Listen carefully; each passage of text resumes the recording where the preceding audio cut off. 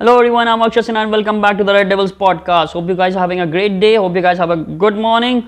I'm having one. So anyways, let's move on to the big news. Last video we discussed that Man United are up for the sale and will be expecting new ownership by the spring. It came from a very credible source, Simonstone from BBC, who's actually a Manchester United correspondent. But I was actually doing some digging from since the news got started on the internet that Man United are for sale. The first article which was written about this information was from the Sky, and they were actually some very interesting points. I would really like to discuss those points. That Manchester United are expected under the new ownership by the next window, before the Boxing Day. So that means before the transfer window opens, and that is somewhat I can understand. But furthermore, in that particular article, there was actually mentioned that the sale of the club, the most potential buyer would be a US investment. It could be, it could still be Jim Ratcliffe, it could still be from Middle East, it could still be from Dubai or maybe Apple. But the most important highlighted name was that of a US investment. Well, actually, it doesn't come off as a surprise, because most of us have been talking about this. Glazers are already US owners, so it would be easier to comprehend that US owners are actually selling their club to another US owner, another US entity, because they'll be having a deal much quicker than it could be done between Sir Jim Ratcliffe or maybe from Dubai or Middle Eastern investment. So that is one option. I don't think so. We can't ignore that, because even in my last video I said this. I'm not bothered about the ownership, who's gonna own the stakes at Man United. I'm only bothered about the football. I'm only bothered about the investments that the new owners are gonna put in. If they are actually interested in buying Man United, they should be ready to invest in the club, because we need investment. We need a new stadium. Old Trafford is a theater of dreams, I get it, but we need a bigger stadium. We need better training ground facilities. We need a better infrastructure. For that, we need big investments from from the new owners. And I think I'm keeping my mind open. I don't want to pester about one thing, that Sir Jim Ratcliffe should be the new owner because he's the Man United fan, or maybe someone from Middle Eastern because that's going to be the oil money. I'm not pestering about that. I just want the new owners to invest in it, and that's going to be a big thing for us, for Man United fans, because we are the ones who are investing their money in it, and we only want one thing in return: trophies and a brilliant brand of football. That's all we want. But anyways, like I was saying, we were talking about the infrastructure and the model on which the Man United future could be built. Look at FSG with Liverpool. They actually bought them for nothing, and then what they did with Liverpool was a brilliant thing. The day they're gonna sell Liverpool to someone, that's gonna be a huge profit for them. They are title contenders. I'm sorry, and they won the Premier League, they won Champions League, and now and in fact for maybe this year they are not having a great time, but before this year, before the everything, they were Champion League winners, Premier League winners. Their players, look at the players they bought in: Salah, and in fact I'm not very big fan of Alexander, so I'm not gonna mention him. But Salah was the one person who was like who literally changed the scenario of Liverpool attacking.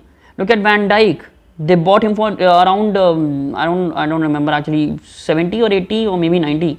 They bought him from Southampton. He was a nobody, and look at what they've done. Look at Jurgen Klopp. They hired a manager who was actually interested and wanted to play a brand new football. Finally, we have a manager who's good at managing people, who has a good understanding of the football, basics of football, and now we just need to back him up. And we all know that Glazers won't back him up for like 2 summers in a row. So we will be needing new owners who are actually gonna invest in the club. So I'm like I said, I'm not focusing on who's gonna be the new owner or who's gonna be the potential buyers of the club. I just want one particular person who's actually buying the football club and is investing in the club. That's what I want. Enough about this, because there's no such update as such. I just read this article which was around 2 weeks back, so I just wanted to share that information, that it could possibly a US investment, and we all are talking about Sir Jim Ratcliffe or Middle East investment, but maybe it would be easier for Glazers to sell this to a US club. But like I said, I have no issue with that. I just want this club to win trophies again, and this club to buy those players who are actually world level players. I just don't want them buying Fred or McTominay or even Fellaini at one moment. I mean, hats off to the I don't even want to talk about Fellaini on this channel. Anyways, there are two transfer rumors. They are basically rumors, but still I really want to talk about them. One is about Bruno Fernandes and the other one is about Declan Rice. First, we're going to talk about Bruno Fernandes, because this is coming from Portugal, that apparently Bruno Fernandes, Real Madrid is actually eyeing for Bruno Fernandes. Maybe not, definitely not in January, but they are actually looking at him as a potential player for their midfield. I mean, there is no credible source for this, but I think so. He signed for us 2.5, 3 years, 2-3 years back, and just look at him. I mean, he's in his prime. He has a very good reputation in European football. Anyone who's gonna say that Bruno Fernandes is not the sort of player that any big team would go for, because he had no offers when we approached for him at Sporting CP. But that is a very idiotic thing to say. I mean, look at Bruno Fernandes right now. He's playing for Portugal. He is a very good central attacking midfielder. He knows how to link up the game, and he has a very good reputation in European football. Spain, Real Madrid, Barcelona, PSG, these three teams will definitely eye up for him because they have big monies. And just think about it for a second. Bruno Fernandes is in prime of his footballing career. He has a very good reputation in the footballing world, and he was that sort of a player. When we bought him, he wanted to win trophies. He talked about winning trophies in his very first interview. And just imagine, that sort of a player is playing in Europa leagues for 2 years in a row. He's battling. He's the captain of our football club, and right now he's battling for the 4th and 5th position. Is that what you want in your prime of your career? If Man United doesn't change their attitude, and Manchester United doesn't buy world superstars or maybe actual potential superstars and win trophies and win matches and battle for top 2, I don't think so Bruno Fernandes is going to be staying here for long, because as a footballer you want to win trophies, you want to play in Champions League, and there won't be nothing wrong with this, because as a footballer you want to play in Champions League, you want to play the best brand of football, and playing in Europa League every single year, battling for 4th and 5th position is not good for anyone. We as Man United fans have been crying out loud for so long that we want to win trophies, we want to play good brand of football, but up until now we were not doing anything. We couldn't even win Carabao Cup and even FA Cup. So they are long before the talks of Champions League or Europa League or Premier League. We couldn't even win Carabao Cup and FA Cup. So that's really disappointing for a player who has a caliber like Bruno Fernandes. So maybe not in this January, but maybe definitely in the Boxing Day, in the coming window, there's surely gonna be one footballing club, either PSG or Barcelona or Real Madrid, and they're gonna put in the offer for Bruno Fernandes. And I'm sure it's gonna be an easy thing for him to just leave, because I'm sure he's very happy. He's loyal to our club. He's very happy playing here. But definitely he would want a bigger challenge. He would want to go and play for another club who's actually playing a good brand of football and actually competing for trophies.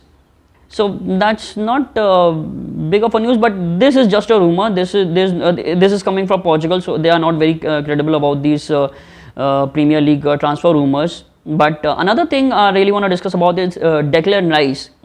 Declan Rice actually did an interview, and like I was just talking about a footballer's ambitions. He talked about this in the interview, that his mates are playing playing in Champions Leagues. They are competing for trophies, and when he looks at them, he feels a little bit. I wouldn't call it envious, but yeah, he definitely thinks that now he's ready to step up his game. He's ready to take on the new challenge, and definitely he's not having a great time at West Ham, and West Ham won't compete for trophies or even any particular sort of cup of football. I don't think so. So Declan Rice was I won't say number one, but Declan Rice was on the top priority list for Manchester United for quite a few windows, and we were looking at him as a holding midfielder. And I think personally, I think he's very talented. He's a very talented footballing lad, and I really want if there's an option of us signing Declan Rice, I would definitely take him, because just imagine, like we were talking about yesterday, about if Casemiro goes injured, or who do we have behind Casemiro as a number 2. Definitely we would go for Caicedo, but just imagine that if you don't have Casemiro and you don't have Caicedo, and who's going to be the holding midfielder, McTominay or Fred? And they both are bloody piece of crap. They can't play like a holding midfielder. McTominay, Fred, they both are basically they are basically box to box. Fred could actually play a little bit defensive role, but he's not a holding defensive midfielder. McTominay is definitely not a defensive midfielder. He's the one who actually likes to attack, and you don't want your holding midfielder to do that, and that's very disappointing, because Man United don't have a traditional holding midfielder besides Casemiro. We used to have I'm forgetting that lad name. He was from the under 19 squad. I'm actually forgetting his name, but we sold him this window. I'm so sorry about that. I'm forgetting his name, but like I said, people are actually going for we need Bellingham. We need Jude Bellingham from Dortmund. He would definitely cost us around 120, 30 million. But Jude Bellingham is a great talent. He's a great superstar, but he's not a holding midfielder. People who are actually believing that he is a very good holding midfielder doesn't know a squat about football. Jude Bellingham is a box-to-box player. He likes to play a defensive role sometimes when it's required, but he doesn't fancies that role. And and Declan Rice, on the other hand, is actually a traditional holding midfielder. So that's going to be a very big update, a huge update for us if we are having Declan Rice as the number 2 behind Casemiro, because I don't think so McTominay or Fred can do anything in that role. So I would really, if it's up to you guys, if you are watching this video and you want, would you like to have Declan Rice in your footballing team? Because if there is a brand of football which requires a holding midfielder, I would actually fancy Declan Rice in that particular zone. But anyway, these are the transfer rumors, and there was a little injury update for the Man United squad, that Tom Heaton, Axel Tuanzebe, and Brandon Williams are back from the injury. And Tom, I didn't even actually remember that Tom Heaton was injured, because he's our third choice goalkeeper. So I had no idea. But Tom Heaton is back from his injury, and so is Axel Tuanzebe and Brandon Williams. I liked Axel Tuanzebe when he was young. I mean, he's still young, but I think his Man United career is over. He's not. Most of the time he was loaned out, and when he was back, he got injured. I don't think so that he's gonna resurrect his footballing career at Man United. I think he'll be sold either in January or maybe in the following summer. But I don't think so he's gonna stay in Man United squad, because he was a good lad. I really liked when he was young. I really liked him when he was when he played couple of matches under Solskjaer. I really liked him, but then again once again he got injured, and then everything got turned up, and then right now we are actually having Varane and Martinez as the lead pair, and then Harry Maguire is playing a great brand of football in the World Cup. and then we have Lindelof. So that's quite a big of a leap that Tuanzebe had to make. Would be very difficult for him to approach Eriktenhag and knock on his door and say, oh hello, come, let me just play in the first team. That's not going to happen anytime sooner. So I think he'll be sold this following summer. And second one is Brandon Williams. I'm actually happy with Brandon Williams because basically, if you guys remember it, he's a right back. So it would be really he played left back as a number 2 under Solskjaer, but I think he's very good at being a right back. He used to play as a right back when he used to play for the under 19 team. So I think it won't be a big problem for him. Right now we need someone as a backup of Diogo Dalot. So that's gonna be a big use for us. But anyways, we're gonna wrap this up. I don't have any other information right now, and if I do get something, I'll definitely upload another video. Till then, please take care of yourself. Thank you for watching the show, and please share it with your friends and all those fans of Man United who are actually in your circle. Anyways, thank you. Bye bye.